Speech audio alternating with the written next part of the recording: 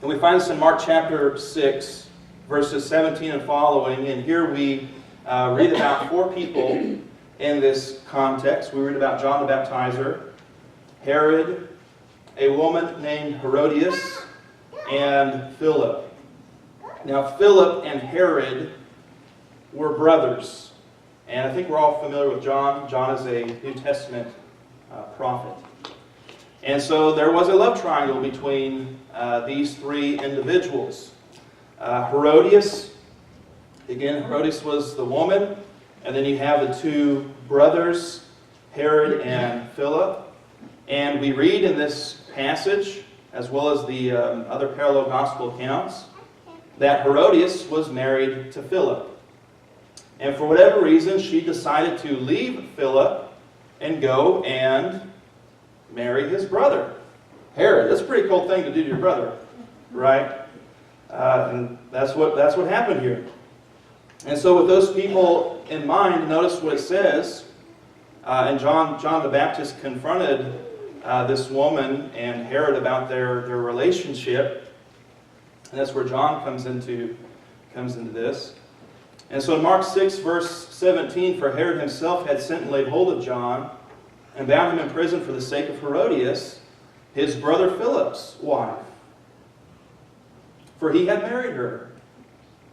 And then the next verse says, because John had said to Herod, it's not lawful for you to have your brother's wife. Now, according to John, Herodias was the wife of whom? Not of Herod. She said it's he said it's your brother's wife. Your brother Philip's wife. And this is also stated in Luke's gospel account. In Luke 3:19, but Herod the Tetrarch being rebuked by him, that is being rebuked by John, concerning Herodias, his brother Philip's wife, for all the evils which he had done. And so how and why is this woman referred to as Philip's wife? Why isn't she called Herod's wife? The only explanation, considering the teachings that we've looked at today in the New Testament, is that Herodias left Philip contrary to the will of God, and then she subsequently married his brother Herod, also contrary to the will of God, and thus her divorce was not recognized by the Lord, and her marriage with Herod was not recognized by the Lord.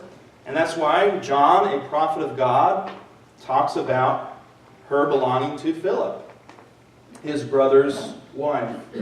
And to me, that is one of the clearest examples in the New Testament of what Jesus taught and also what Paul taught regarding marriage in 1 Corinthians 7.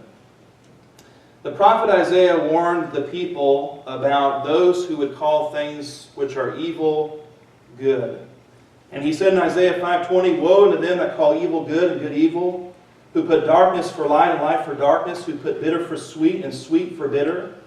And we live in a time which says fornication, infidelity, homosexuality, just sexual freedom, that it's all good. And really the worst thing a person could ever do is judge someone else for being involved in those kinds of activities. We live in a world today which says, give me anything except traditional marriage values of one man and one woman united for life. And I ask you this evening, are you going to follow what the world says, or are you going to follow what God says?